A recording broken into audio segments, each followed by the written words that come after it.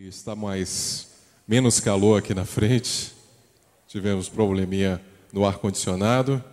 Então, o pessoal que quiser também participar mais e podem sentar aqui ao lado esquerdo ou direito do doutoral.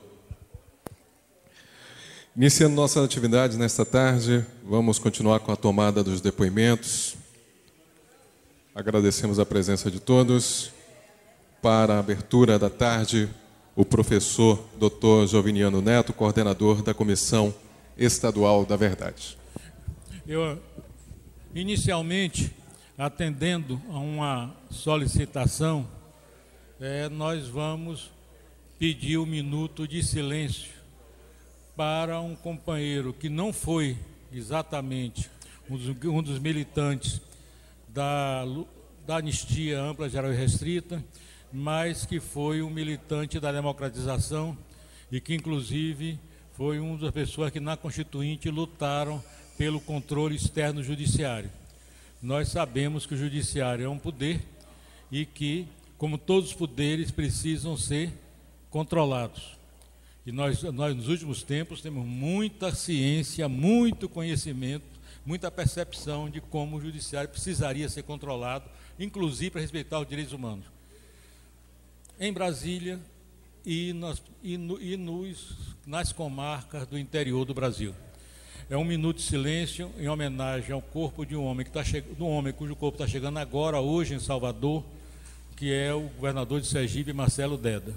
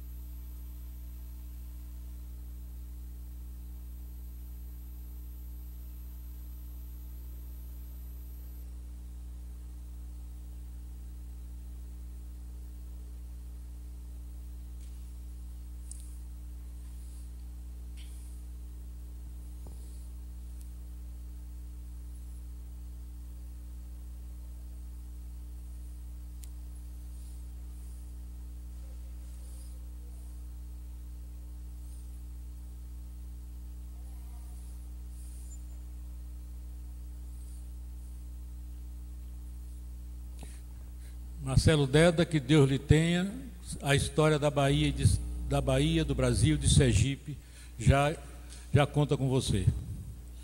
Para iniciar a sessão, conduzir as entrevistas, nós chamaríamos a professora Amabília Almeida, que vai entrevistar a socióloga, doutora Eliana Hollenberg. Posteriormente, o doutor Jackson Azevedo entrevistará o Derico Barreto. Na manhã, nós tivemos 2 problemas. Um foi o som e o outro foi o calor. As pessoas acreditam, nós tentamos melhorar a questão do som, colocando o som aqui na frente. O calor, com o ar-condicionado quebrado, talvez se acha que no doutoral o calor está menor. E, à medida que a tarde for chegando, deve diminuir um pouco. Então,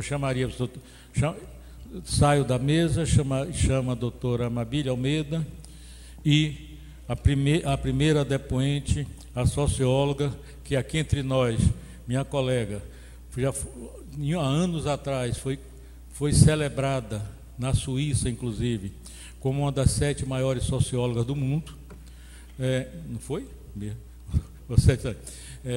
Para dar o seu depoimento. É mais uma pessoa que vai dar o depoimento de sofrimento, de enfrentamento da ditadura, mas que ela própria é o exemplo de como vencer e superar a ditadura militar.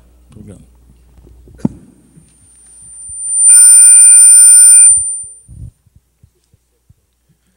A senhora Eliana Hollenberg, pode compor a mesa, por gentileza. Socióloga pela PUC São Paulo, durante a ditadura militar, nos anos 70 a 71. Foi presa e posteriormente exilada na França até 1979, onde trabalhou junto à divisão da Juventude da Unesco e foi do setor de migrantes e refugiados do Serviço Civil Internacional, SCI, seção francesa. De volta ao Brasil, trabalhou na Comissão Pastoral da Terra, Secretariado Regional Bahia e Sergipe, 1979-1983. Desde 1983, integra a equipe de assessoria da Coordenadoria Ecumênica de Serviço. Desde 2000 é diretora executiva, membro do Conselho Fiscal do CLAI, Conselho Latino-Americano de Igrejas Regional Brasil, representante do Fórum Ecumênico ACT Brasil no Fórum Ecumênico Sul-Americano, membro do Setorial Ecumênico do PAD, processo de diálogo entre agências ecumênicas europeias e parceiros brasileiros. Desde o final de 2011, integra o grupo de trabalho instituído pelo Decreto 7.568, de 16/9/2011, e coordenado pela Secretária-Geral da Presidência da República para, entre outros pontos, definir um novo marco regulatório da relação das organizações da sociedade civil com o governo. Com a palavra. Boa tarde a todos. Como falou o nosso estimado coordenador, percebemos que, diante da situação de calor e etc., e pela manhã, nós vimos que nessa parte de cá estava mais confortável essa coisa da temperatura. Nós queremos convidar os que estão sentados aí na parte de fora, na plateia, que não tenham o menor constrangimento nem cerimônia de ocupar essas cadeiras que estão aqui vazias, para ver se melhora, assim, para conforto das pessoas. Ou então, essa fileira de cadeiras da frente, desse lado esquerdo, principalmente, que ele é assim mais próximo daqui. Então, sintam-se à vontade e, querendo adentrar a esse espaço aqui, estejam assim à vontade, sintam-se convidados. Entrevistar, aliás, nem é entrevistar, ouvir o depoimento sábio de uma pessoa, da qualificação da professora, da doutora Eliana Hollenberg, nada mais gratificante. Então, eu me coloco humildemente como qualquer espectador que está aqui na Comissão da Verdade, aqui nessa audiência pública da Comissão da Verdade, para ouvir este depoimento que certamente vai enriquecer a nossa trajetória, a nossa pauta de trabalho desse dia de hoje, porque uma pessoa com o currículo que foi exposto aqui nesse momento não deixa perguntas a fazer. Certamente ela tem muito mais experiência do que eu e vai, pelo que passou, pelo que viveu, pelo que ainda vive e pela esperança que pôde semear ao longo da sua vida. Então, o mais importante agora para nós é ouvir a nossa querida Eliana Hollenberg.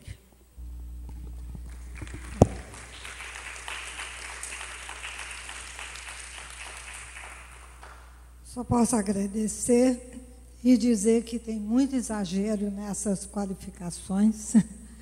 E, por outro lado, queria dizer também que, para mim, quando eu recebi o convite, eu vi que era irrecusável e me sentia à vontade, porque tem pessoas como a professora Mabília, que foi a primeira que recebeu minha filha quando a gente voltou do exílio, na escola experimental. Joviniano, que não existe pessoa que tenha sido mais solidária, né, e mais companheiro em todo aquele momento que a gente viveu, para mim, sobretudo na fase de semi-clandestinidade. E até hoje, né, tudo que a gente vem participando junto, como sociólogos. Então, eu queria dizer isso, eu me sinto muito bem né, sendo ouvida por essa comissão. E, sem dúvida nenhuma, eu me coloco à disposição, porque é claro que vocês, e a Amabília principalmente, que está encarregada de me entrevistar, terão perguntas, e eu me disponho a responder o que vocês acharem que seja importante para o registro da nossa história, né? Considero que essa questão da memória, ela é fundamental. E, inclusive, conversando com Vera, né, que falou que poderia talvez ter alguma coisa projetada, eu fiquei me perguntando o que seria. Tem muitas coisas, não é a primeira vez que eu tenho que dar um depoimento, mas eu busquei um momento que foi no meu julgamento pela Comissão de Anistia, que foi a 11ª caravana em Brasília, onde foi organizada uma sessão com pessoas que foram presas de alguma maneira ligadas com igrejas. Foi na CNBB, no Salão Dom Helder Câmara, e no momento que se celebrava o centenário de Dom Helder, né? E foi, então, aí que foi iniciado o memorial. Então, já na fase de convocação da caravana, tem essa entrega de material que eu pedi aqui ao nosso companheiro que mostrasse um pouquinho, que talvez seja, me desculpe se demora um pouco, mas é rapidinho. Eu marquei bem o lugar para a gente não demorar muito. Aí foi a mesa toda composta, então, pelo... E o representante da cor... A mesa era composta por representantes da CNBB, do CONIC, da Igreja Metodista, da Comissão Justiça e Paz. Não dá para ouvir, né?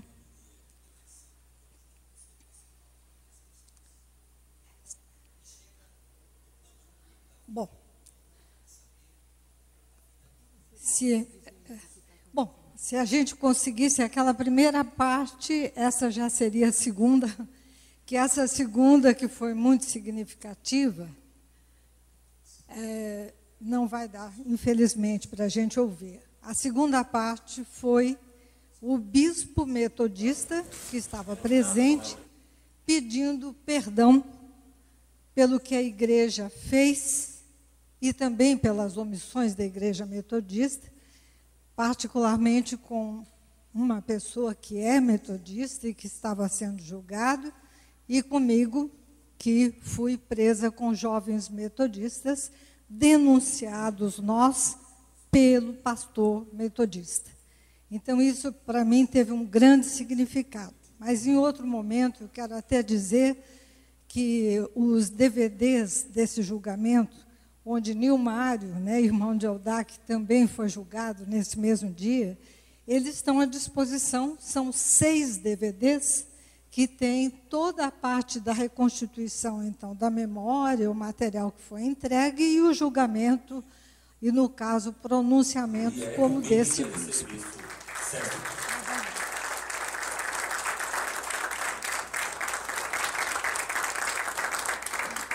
Em cada localidade por onde a caravana passa, as entidades, organizações, movimentos, grupos políticos e defensores de direitos humanos estarão convidados a doar um pedaço de pano colorido com uma mensagem, símbolo ou imagem relacionados à memória e à luta pelas liberdades democráticas.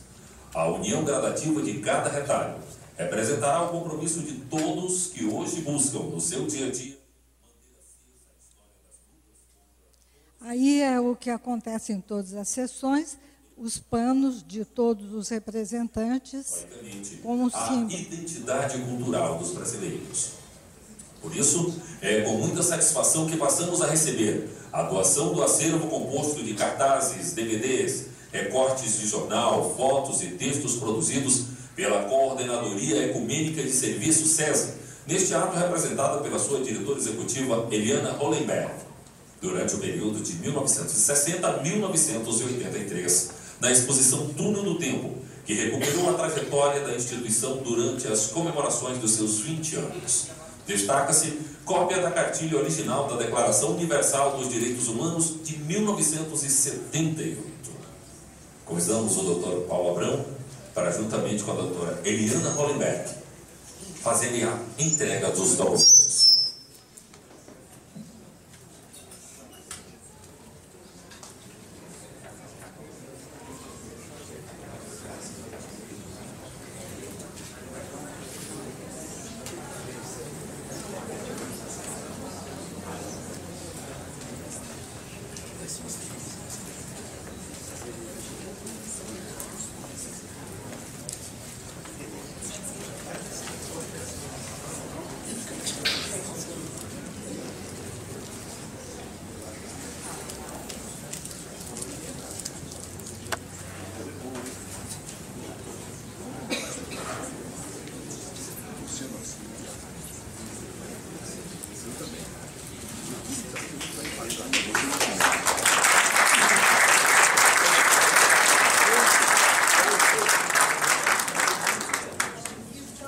Convidamos a fazer uso da palavra a senhora Eliana Hollenberg. Que está um material um pouco pesado, difícil de levantar, é que a Coordenadoria Ecumênica de Serviço, formada por várias igrejas, né, católica, luterana, anglicana, presbiteriana independente, presbiteriana unida, que nasceu na época da ditadura com a Declaração dos Direitos Humanos, que hoje temos o prazer dessa cartilha ter sido reimpressa pelo governo, né, pelo ministro Paulo Vanucchi. Nós temos aqui, quando fizemos 20 anos, construímos um túnel do tempo. Esse túnel tinha 3 décadas, e a primeira era justamente toda a década da ditadura militar. E nós achamos que era muito mais importante que esse material viesse para cá, para o Centro de Memória, do que permanecesse na SESI. E por isso, então, trouxemos esse material, que com muito prazer entregamos, e quero aproveitar que não estava ainda pronto, resgatamos uma fala. Agora é aquele. Depois é o terceiro bloco. Bom, quando ele conseguir colocar o bispo metodista, seria bom. Mas é muito interessante, né, a gente pensar no que foi tudo isso. Para mim, cada vez que eu tenho que falar do que foi, né, a prisão, depois também o que foi encarar toda a situação com uma filha que eu tinha, uma filha de quase 9 meses na época, é muito doloroso. Mas, ao mesmo tempo, é algo que eu sinto como um estímulo para continuar. E acho que foi também, não vou poder mostrar a vocês, o que o relator do meu processo disse no final do meu julgamento, porque, por coincidência, esse relator, ele era um advogado do Movimento Sem Terra. O Movimento Sem Terra é uma das organizações que a SESI mais apoia, né, nesses anos todos. E ele fazendo a relação com o que foi aquela luta e a luta que continua hoje, né? Bom, eu trago também como um presente para a comissão um livro que foi lançado dia 16 de novembro aqui na Bahia, que é de um pastor presbiteriano que escreve sobre Jaime Wright. E aqui dentro tem o meu depoimento que eu prestei no momento em que o Conselho Mundial de Igrejas trouxe para o Brasil, para a Procuradoria da República em São Paulo, o arquivo do Brasil Nunca Mais. É um arquivo imenso que agora já é virtual, está à disposição de todos, e que o Conselho Mundial de Igrejas guardou durante todos esses anos para que fosse preservado e pudesse, no momento oportuno, ser devolvido ao nosso povo brasileiro. Então, está aqui, tem o meu depoimento também aí dentro, e onde ele fala de várias questões, mas eu volto agora, então, ao que eu acho que interessa mais diretamente para a nossa Comissão Estadual da Verdade. E me preparei muito para não ficar muito emocionada. Peço que me desculpem se isso acontecer. Bom, foi um momento muito difícil, né? Eu tinha 26 anos, um momento em que, é claro que nós tínhamos uma opção, tanto eu quanto meu marido, muito clara, de estarmos numa luta contra tudo que acontecia naquele momento de desrespeito total aos direitos humanos, um momento de uma ditadura feroz, ditadura militar, e em que nós deixamos tudo que tínhamos em Aracaju para ir para uma semi-clandestinidade, viver, eu durante um tempo na área do petróleo, em Candeias. Depois nós tivemos que ir para São Paulo. Em São Paulo chegamos mais ou menos no momento em que estava acontecendo o assassinato de Marighella. E algum tempo depois, então em fevereiro, eu fui presa.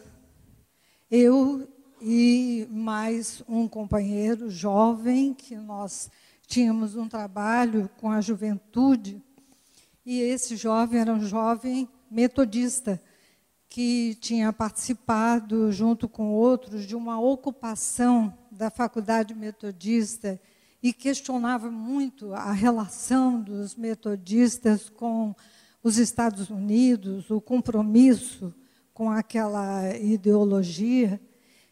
E nós estávamos sendo muito procurados. Eu só vim a saber depois, numa das vezes em que eu estava no DOPS, mas nós chegamos na casa que era exatamente desse pastor metodista, que eu não conhecia, e fomos buscar um pacote que a gente tinha com anotações nossas, eu já como socióloga, fazendo uma pesquisa a fundo. Todo esse material foi pego por eles, né, considerado altamente subversivo. Fomos colocados num carro e eu não tive praticamente tempo de dizer nada, né? Essa outra pessoa que foi presa comigo é Anivaldo Padilha, também o depoimento dele consta nesse livro. Ele é o pai do ministro da Saúde de hoje, né? E nós fomos nesse carro e foi uma loucura, né? Porque quando a gente chega, a gente imaginava, porque nós na época fazíamos muito trabalho de denúncia sobre as torturas, sobre os locais de tortura, sobre onde é que eles tentavam colocar as pessoas que eles queriam desaparecer com elas. E nós percebemos que estávamos chegando na Operação Bandeirantes. E a Operação Bandeirantes, na época, era ilegal, não é? Era um local bastante propício para eles fazerem o que quisessem. E nós chegamos e fomos diretamente jogados num corredor polonês, né, levando tapa, soco, tudo, até que eu não vi para onde ele foi, e eu fui jogada num... É difícil chamar de cela, era tipo um quarto minúsculo, onde tinha uma senhora que... Ela teve muito medo de mim e eu muito medo dela, porque na época a gente não sabia, às vezes eles colocavam pessoa para tentar saber informações. Então, ela não queria falar nada, nem eu. Mas aí logo ela percebeu que tinha que ter alguma confiança, porque imediatamente eu fui levada para as torturas e ela ficava lá. Eu me lembro do dia que ela disse, você vai me desculpar, mas para mim foi um alívio você ter chegado, porque eles me esquecem. Agora é só você. E o tempo todo, então eram 3 equipes de tortura, e eu passava de uma para outra, todas as vezes que eles vinham, já a tortura, que era muito grande, que vinha com um molho de chaves para tentar abrir a porta. A gente não sabia o que ia acontecer, né? Inclusive, vontade que a gente tinha, às vezes, necessidade física, a gente não tinha nem coragem de pedir para ir ao banheiro, de medo que eles lembrassem que a gente existia. Mas eles lembravam o tempo todo. E com aquelas chaves, até que eles acertassem, chamavam, era eu.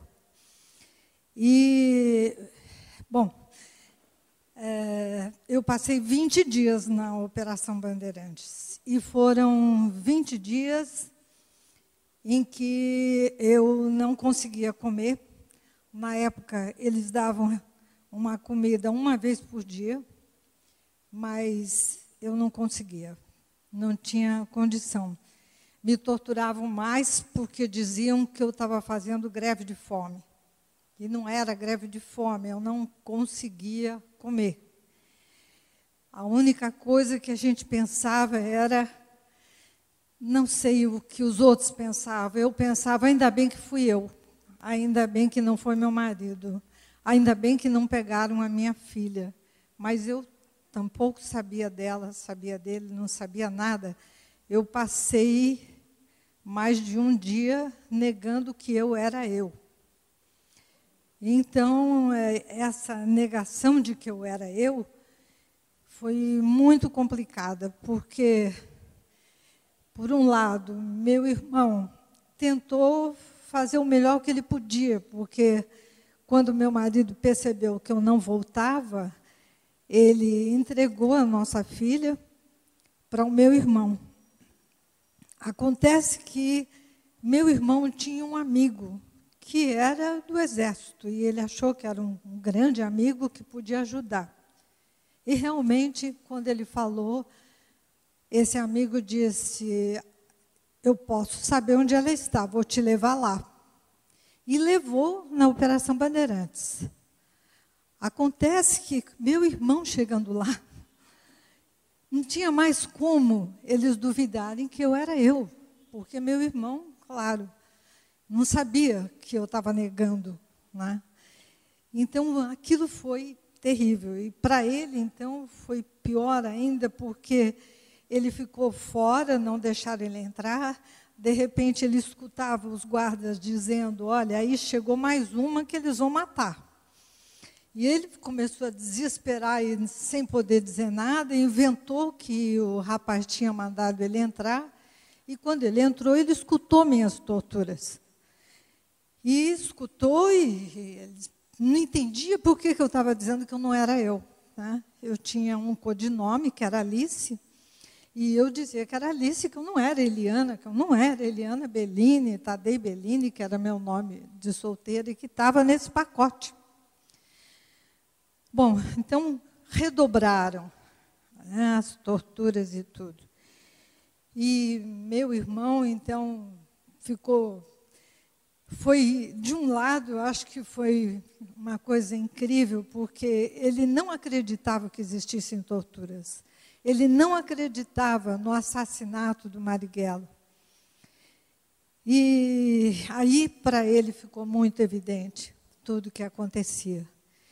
Bom, tentou ajudar, tive momentos, claro, que eram assim, de muito choque elétrico, que para mim é a pior coisa, tudo que era com choque elétrico, cadeira do dragão, choque direto, ameaças, ameaça de te fuzilar, né, fuzilamento simulado, que eu até pedia que me fuzilasse de uma vez, mas só que vinha junto logo choque elétrico, né? E os choques o tempo todo, parece que tudo deles era baseado em choque, pau de arara era com choque, tudo era choque. E as equipes se revezavam, E teve um dia, inclusive, que um dos torturadores, que ficou comigo até tarde, ele já estava penalizado, e ele me disse, grite, grite, porque enquanto você não grita, o major não vai embora. Ele só vai embora depois de escutar seus gritos. E eu entendi que tinha que fazer isso, e que tinha também que encontrar formas de poder sair um pouco. Então, eu inventava pontos que não existiam para encontrar algum companheiro que também não tinha marcado nada. E foi uma experiência difícil, porque a cada vez que eu saía, na saída era melhor, mas na volta eles viam que era mentira, então redobravam tudo. E como eu tinha feito muitas denúncias das torturas, então eles diziam, olha, a gente vai te ensinar novas torturas, porque as outras você já conhece todas. Então foram 20 dias muito duros, e ao mesmo tempo, essa companheira que estava comigo, Damares, era uma senhora que a repressão tinha matado o marido dela, que era conhecido com o codinome de doutor, da VPR. E matou o marido na frente das crianças. Então, ela tinha aquela coisa assim, de o tempo todo querer saber onde é que estavam as crianças, com quem iam ficar, se iam ficar com a polícia. Era muito difícil. E teve um momento em que eu fui chamada e eu percebi que estava havendo alguma coisa diferente, e eles começaram a me perguntar muito sobre os japoneses. Se eu conhecia japoneses. Depois eu fiquei sabendo que tinha tido sequestro do cônsul japonês e, por incrível coincidência, a primeira carta do sequestro foi deixada na rua em que a gente foi preso. E então eu imaginei, porque ela era da VPR e estava preso também o Mário Japa, que também era da VPR e que encontramos juntos lá num dos corredores, e ele vomitando sangue. Ele estava muito mal. Aí eu tive certeza de que ela ia sair, que ele ia sair nesse sequestro. E ela tinha me dito que se ela saísse, ela iria denunciar onde eu estava, ia dizer que eu tinha essa criança. Eles tinham ameaçado muito de pegar minha filha, que isso para mim foi o pior, que eu imaginava que uma coisa é a minha opção, mas uma criança de 9 meses não fez opção nenhuma. E não tem como aguentar. E eles diziam do pau de arara, da Troll, falavam muito sobre a relação com a Troll. Aliás, várias empresas tinham relação com os torturadores. Era a Troll, era a Supergel, que dava os alimentos congelados. E uma noite eu tinha voltado para a cela, e achei incrível, porque o pior dos torturadores chamava Capitão Albernaz, que eu não sei quem é, sei o nome dele, Capitão Albernaz. Ele era o pior das 3 equipes.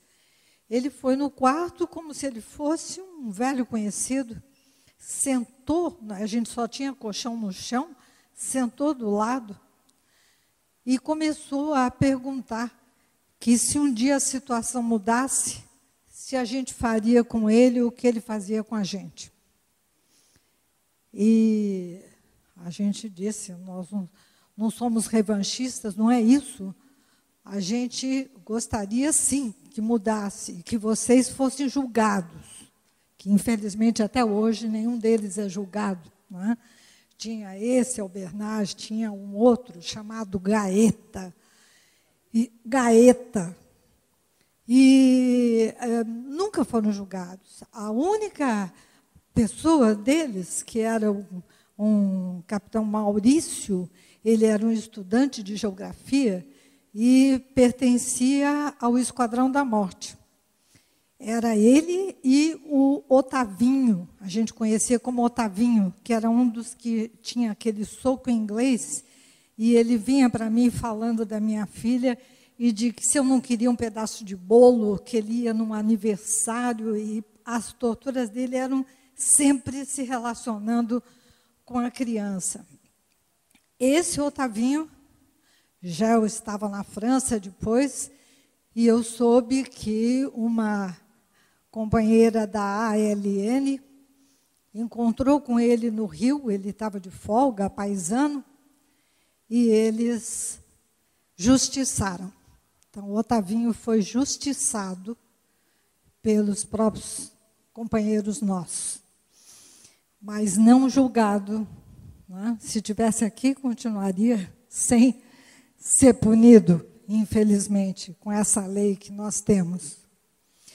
Bom, a Damares, eu percebi que as crianças dela, no dia seguinte, estavam lá no pátio, a gente não tinha muito como alcançar, só tinha uma seteira bem alta, mas eu consegui dar um pulo, consegui ver que tinha criança.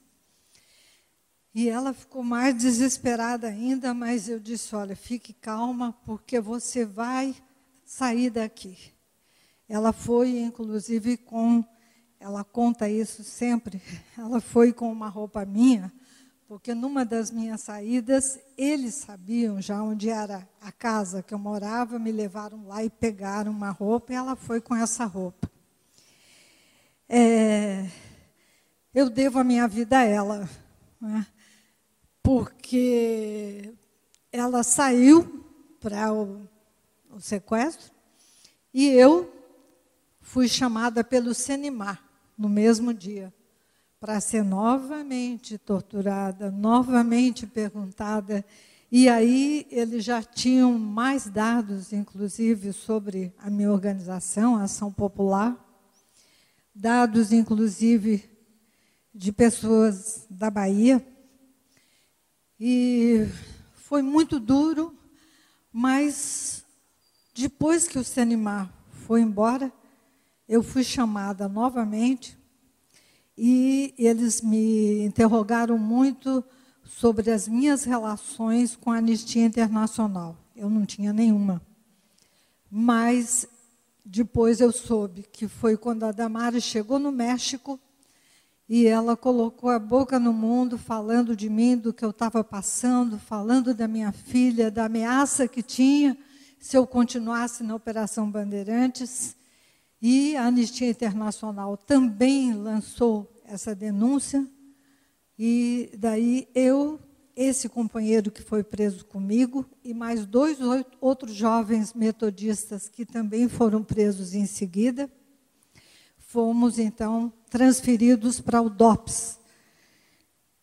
É que é duro lembrar desses 2 companheiros, porque eles já morreram. Um deles desenvolveu uma doença a partir de tudo que aconteceu na prisão. O outro morreu depois. Mas nós fomos para o DOPS. E com isso, então, no DOPS ficamos mais tempo ainda.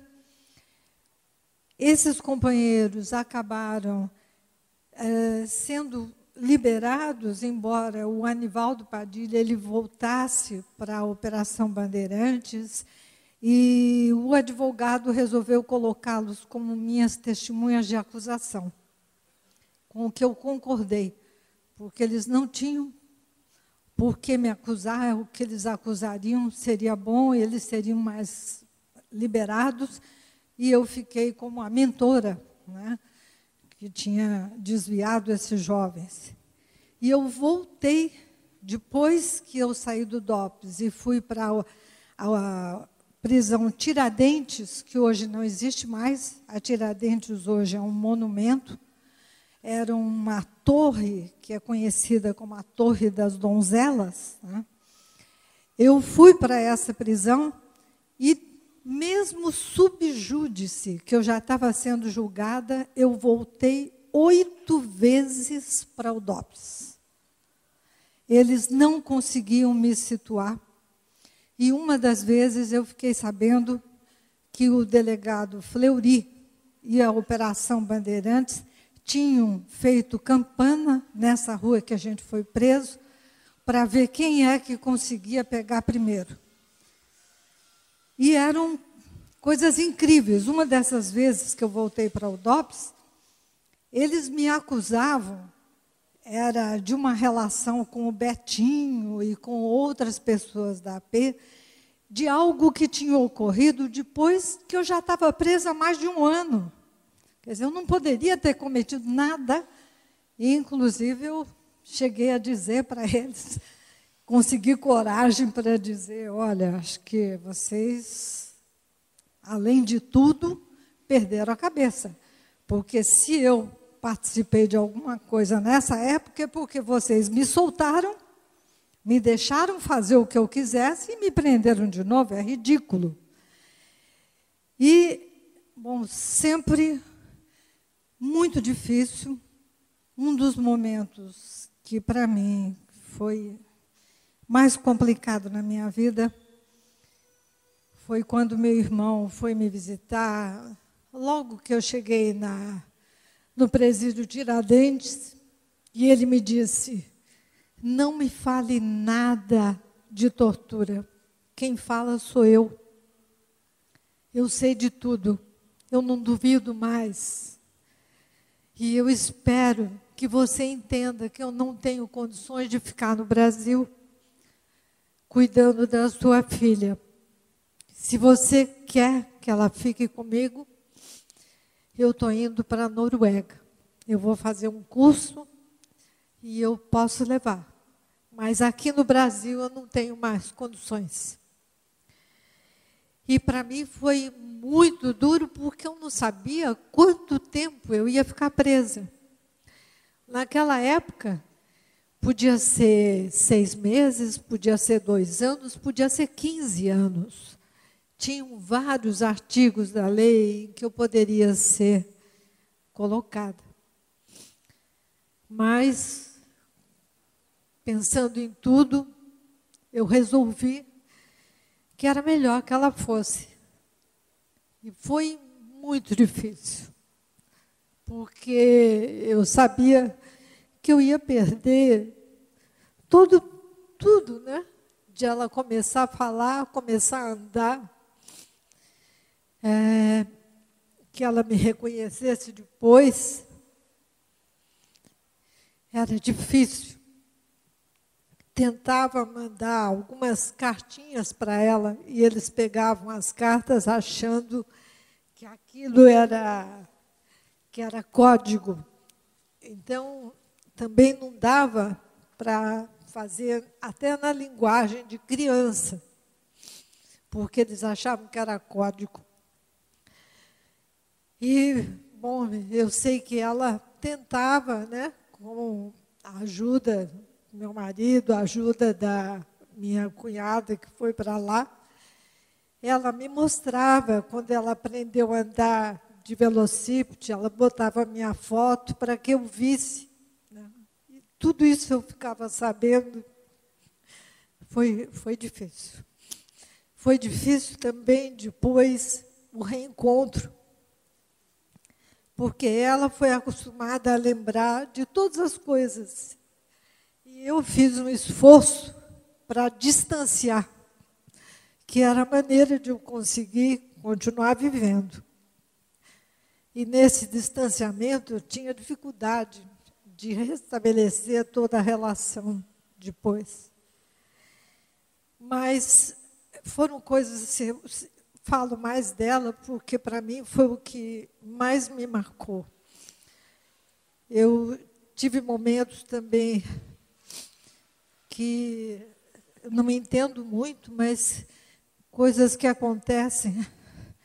Quando eu cheguei no DOPS, eu não sabia dela, não sabia onde estava. E, de repente, eles me colocaram numa solitária e veio toda uma tropa de médicos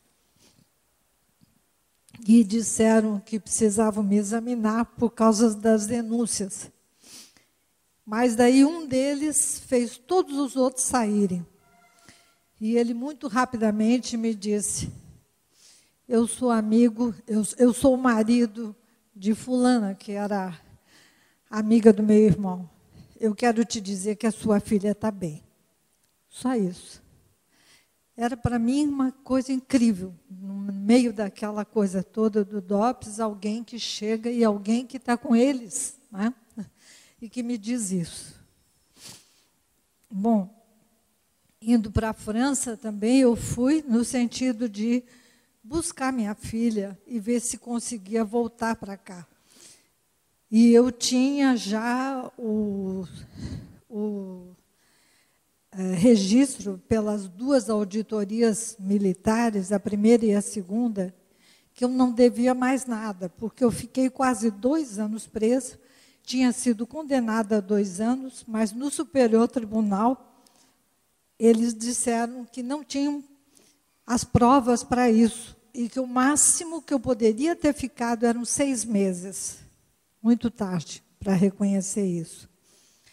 E com esses documentos, eu fui para a França, porque meu marido pegou minha filha, que não ficou na Noruega, ficou com ele na França.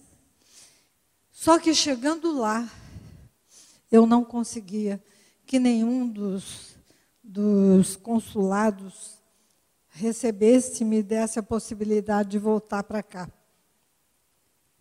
Num dos consulados, que já foi em Paris, eu reencontrei uma pessoa que me conhecia muito e que eu, num primeiro momento, tive muito medo. Que ele disse: vamos lá para dentro, você não está lembrando de mim, Eliana Tadei Bellini. Me disse meu nome de solteira. Aí eu fui, né, e ele disse: nós tínhamos sido companheiros de movimento estudantil.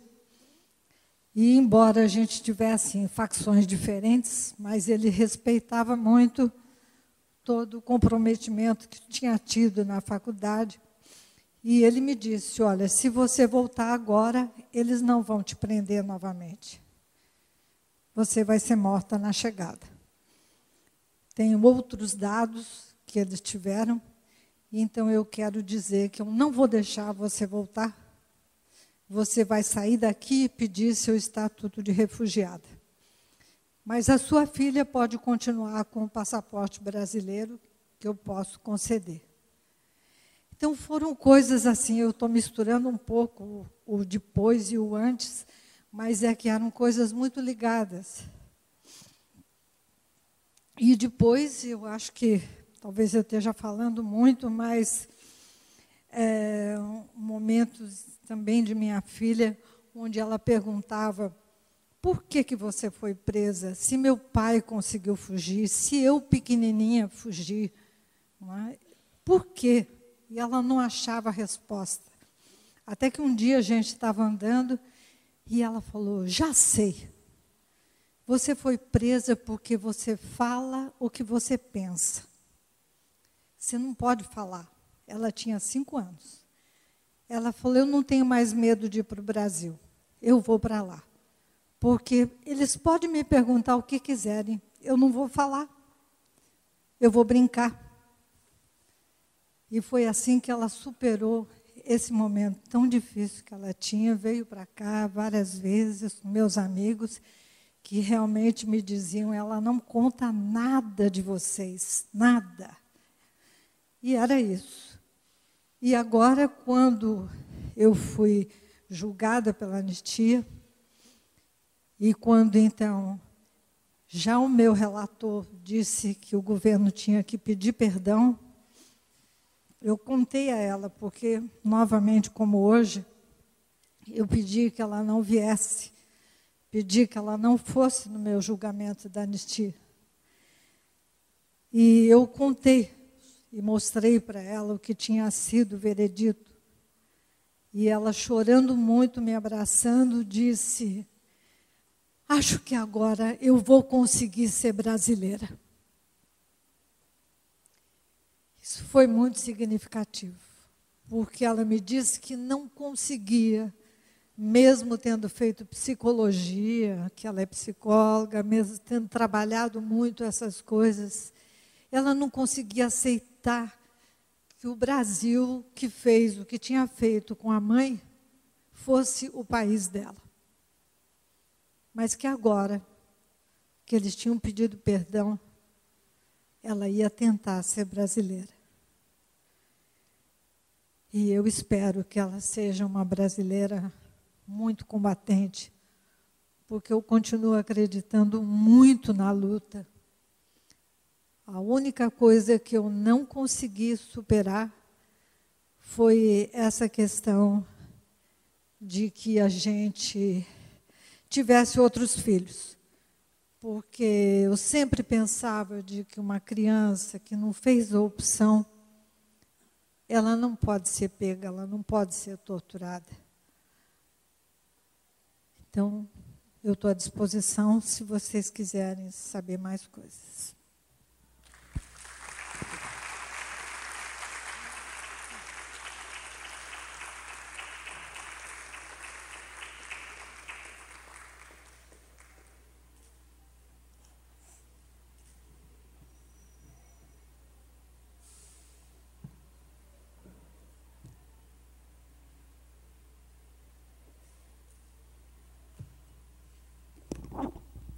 Bem, amigos, diante da riqueza de detalhes deste comovente depoimento,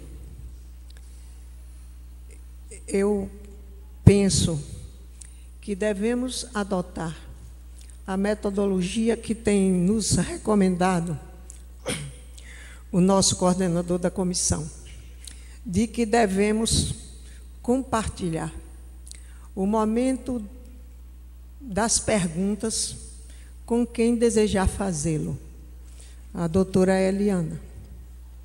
Então, nós decidimos, na Comissão da Verdade, que quem tiver alguma pergunta a fazer, que a encaminhe por escrito.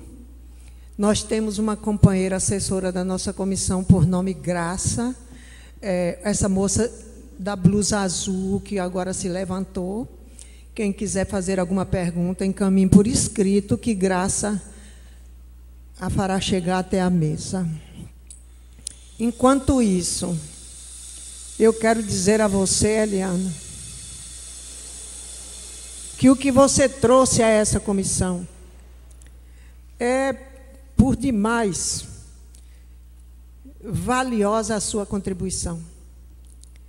De depoimentos como esse, é que a Comissão da Verdade precisa, para que a gente possa contar a história que pessoas como você e tantas outras passaram nesse nosso país, nesse período negro da ditadura militar.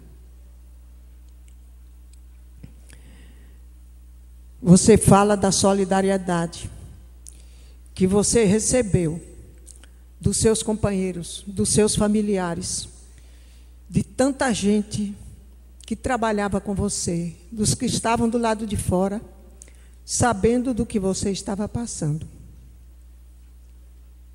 Você coloca os DVDs no número de 6 das entrevistas, julgamentos, etc., do seu trabalho, à disposição da nossa comissão, o que é, sem dúvida, de um valor inestimável.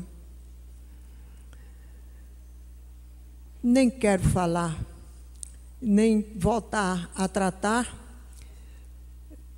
do que você passou em relação à sua menina. Qualquer mãe, qualquer pai pode imaginar o que isso representa. A separação da mãe do filho é uma coisa dolorosíssima, principalmente nas circunstâncias em que você se encontrava e que você não sabia nem qual era o seu destino, nem o destino do seu rebento.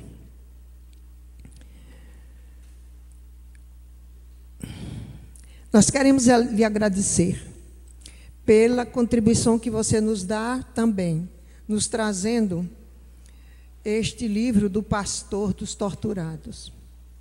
Assim como nós tivemos no Brasil, principalmente na Bahia, a solidariedade da Igreja Católica, através da pessoa do saudoso Padre Renzo,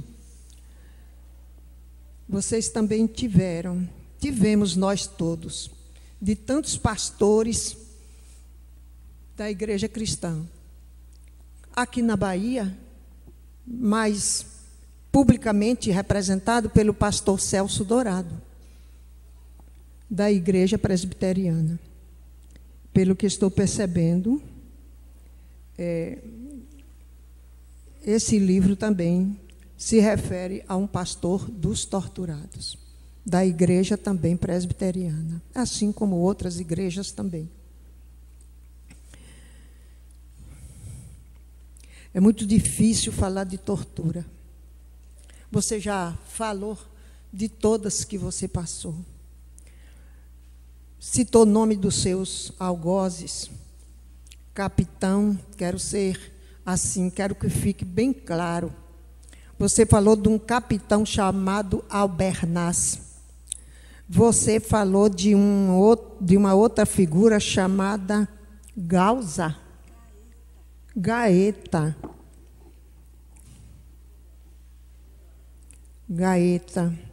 Também de um capitão Maurício. E tem o nome de um que foi justiçado, chamado Otavino.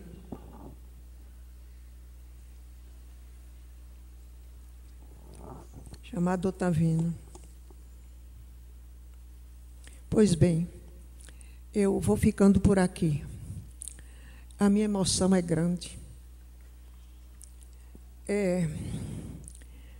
Eliana é dessas figuras raras que são assim, que passaram por essa vivência, infelizmente, e que é uma testemunha assim ocular da história que tantas outras companheiras, mulheres, viveram nesse país na época terrível da ditadura militar.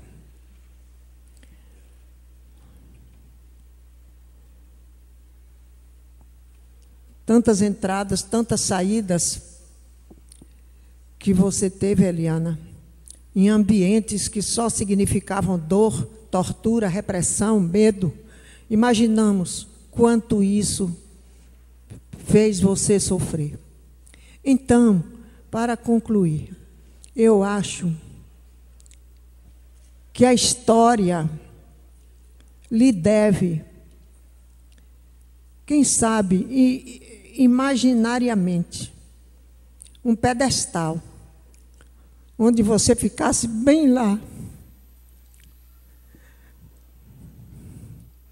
no alto, representando toda a bravura, representando toda a glória das mulheres brasileiras, pelo que você passou, em nome de nós todas. Um abraço desta comissão, Eliana.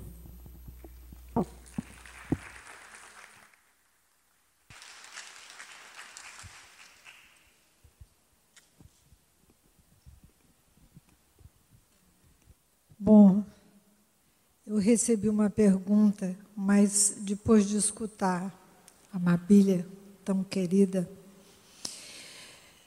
acho que tem uma coisa que eu não falo muito, mas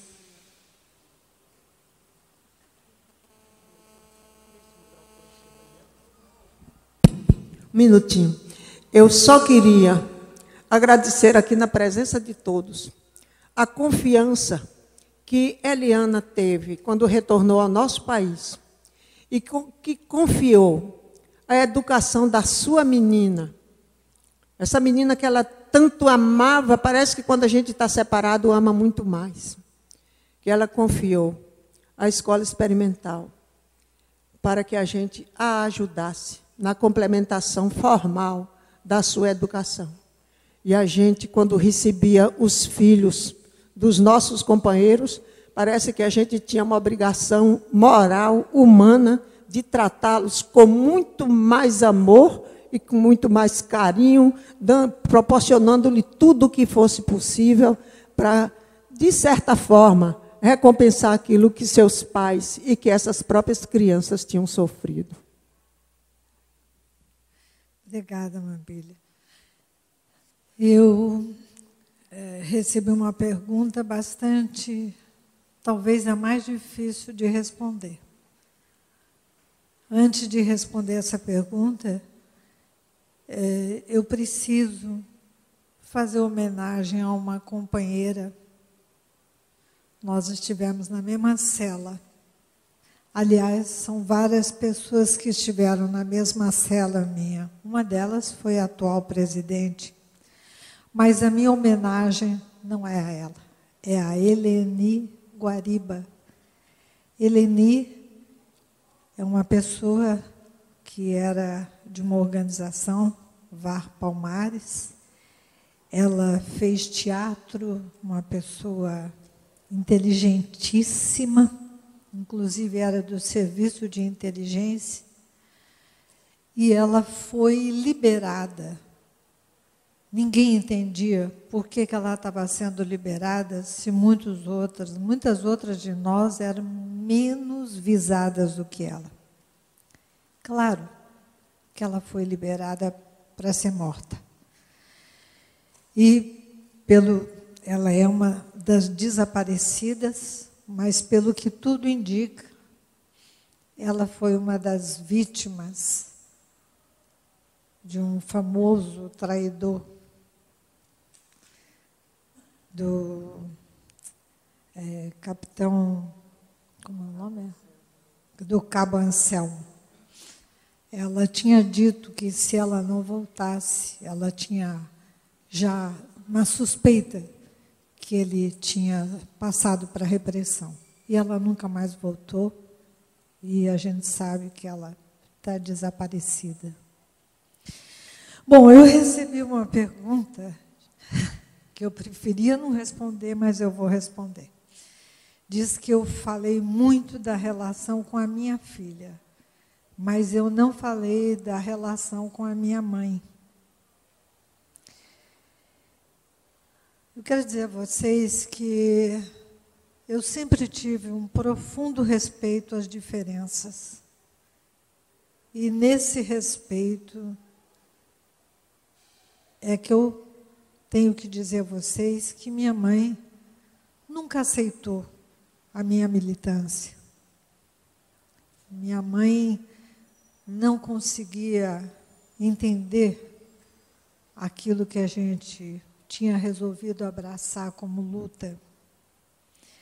E por isso mesmo, quando eu fui presa, e eu já tinha dito ao meu irmão que se eu fosse presa um dia, que ele cuidasse da minha filha, porque eu não queria que ela ficasse com a minha mãe. Gosto da minha mãe, ela tem hoje 97 anos, hoje já não responde por ela, mas é uma questão que eu tive que carregar, porque ela tinha vergonha da minha opção. Ela tinha vergonha que eu tivesse sido presa, vergonha de sair na rua e que as pessoas dissessem, olha, ela é mãe daquela. Não é? É isso, por isso que eu não falei, que eu prefiro respeitar que ela tinha a ideia dela, a ideologia dela, que não era minha. Nem por isso eu deixo de ter um amor de filha por ela até hoje.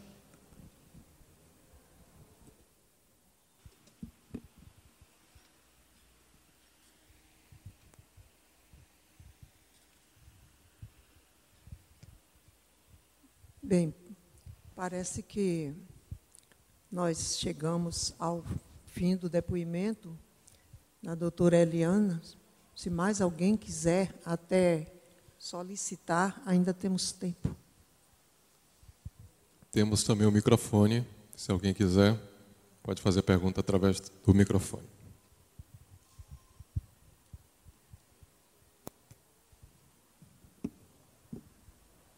Obrigado. Por gentileza, a professora Amabília, eu gostaria que, se a Eliana pudesse, desejasse falar sobre isso, eu gostaria de saber o que é que a atraiu na vida dela, na adolescência dela, no começo da vida adulta dela, para essas sensibilidade de generosidade, de solidariedade com a problemática dos direitos humanos. Como é que ela se envolveu com isso? Como é que foi essa história dela? Claro que fique inteiramente à vontade para esclarecer ou não, tá? Obrigado. Essa não é uma pergunta difícil, é fácil. Que bom. Agradeço, viu, Jaquinho? Não, eu me lembro de que, na minha infância, na minha adolescência, eu não tive uma formação voltada para a questão dos direitos. Eu era uma pianista, eu tocava violão, eu era boa aluna, mas eu fui para a faculdade. E, na faculdade, realmente eu descobri muita coisa, né? Eu fiz ciências sociais, descobri o mundo, descobri as possibilidades de organização enquanto movimento estudantil, participei muito ativamente do movimento estudantil, ocupação de faculdade, foi quando aquele cônsul me conheceu, ele questionava a ocupação e eu ocupava, e que nós discutíamos muito. E eu também, na época, eu era da Igreja Católica, eu fui da JUC, né, que é a Juventude Universitária Católica. E muito da minha formação política veio dessa época. Nós tínhamos participação no diretório acadêmico, tinha participação na Juventude Universitária e muito envolvimento também com outras questões. Foi quando nós iniciamos o TUCA, em São Paulo, que é o Teatro da Universidade Católica, e apresentando a peça Morte e Vida Severina. E muito interesse ocasionava, eu lembro das discussões depois da peça. Chico Buarque cantava com a gente na época, eu lembro que ele não falava, mas ele cantava bastante. E nós tivemos convivência em vários grupos, e eu até passei a militar em várias coisas, né? Movimento estudantil, Teatro da Universidade, a Juventude Católica, eram tantas coisas. E eu fui me interessando também pelas diferenças existentes no Brasil. Foi quando eu fiz um concurso para o Centro Regional de Pesquisas Educacionais para trabalhar no Nordeste ou no Norte. E fui encaminhada para Sergipe, onde eu acabei formando um setor de planejamento na Secretaria de Educação e trabalhando lá, inclusive fora do trabalho institucional, com todo o movimento de bairro e também com o movimento rural, em que eu comecei a me identificar muito, da beira do São Francisco, e já começando a correr risco em função de todas as perseguições que existiam na época ao movimento camponês.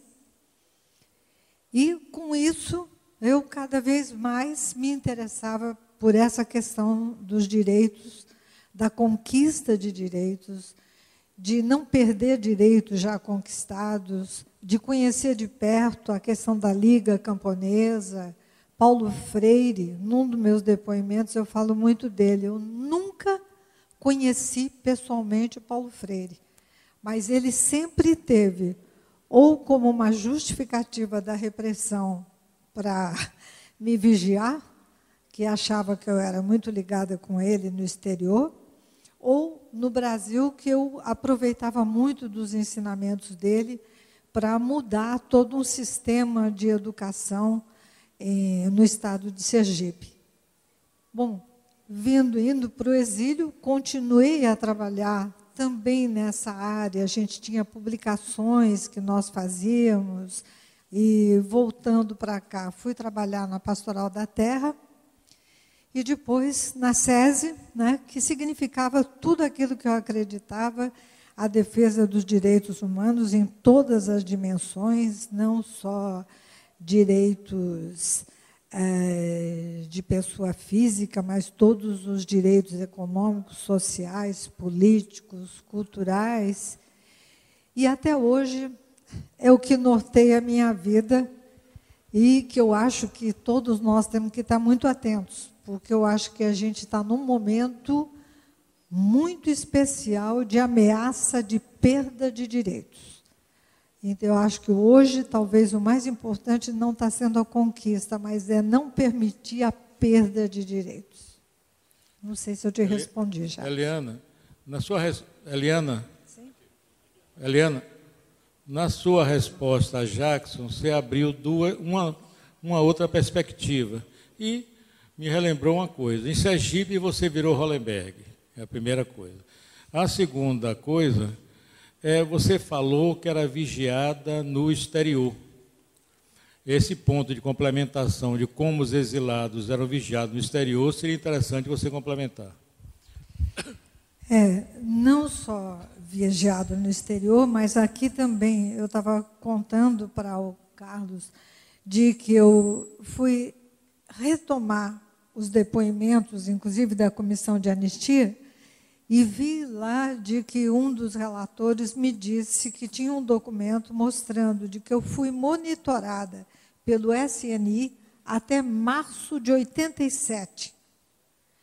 E faz sentido. Eu trabalhei na região do café, aqui, nas lutas dos trabalhadores do café, e eu fui ameaçada várias vezes, tive até que saltar de ônibus, porque eu estava sendo perseguida aqui. E lá no exterior, a gente sentia muito claramente, porque havia uma ligação da repressão com o controle que se fazia lá fora. E tanto que, durante um bom tempo, a gente não queria divulgar muito que a gente estava na França, mas inevitável, porque sabiam, né? E eu acho que a colaboração das polícias, ela é grande. Eu recebi na internet, não faz nem um mês, uma denúncia da colaboração da França com a ditadura militar brasileira. Quando a gente fala muito, é da colaboração entre as polícias do Cone Sul, mas existia essa também. Bom, Estados Unidos nem se fala, né? Mas da França não era tão conhecida. Agora, claro que lá a gente se organizou muito. Nós tínhamos um comitê Brasil Anistia, que era um comitê forte, um comitê que teve também apoio de grupos franceses de solidariedade, e eu acho que isso foi a questão mais importante para permitir que a gente chegasse a ter essa visão enquanto brasileiros, né? Eu senti a diferença. Por exemplo, os chilenos, quando eles poderiam voltar para o Chile, não foram muitos os que voltaram logo. Brasileiro, não. Brasileiro foram poucos os que ficaram. Quase todos queriam vir embora.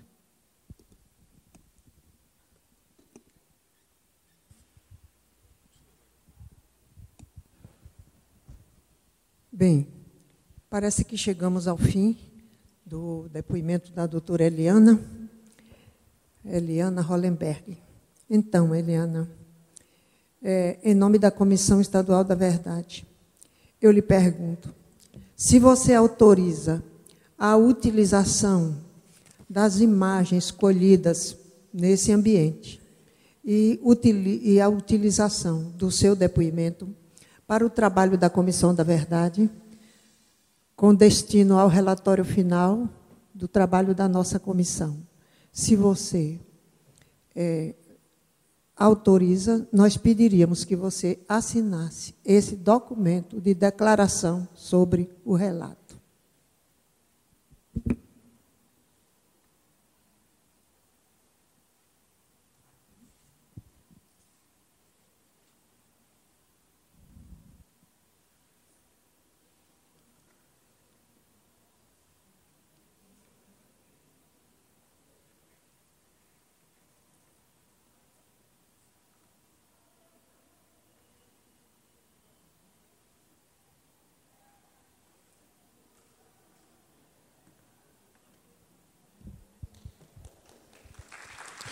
Agradecemos, então, pela mediação, a professora Amabília e a socióloga, a senhora Eliana Hollenberg, pelo depoimento. Nosso muito obrigado.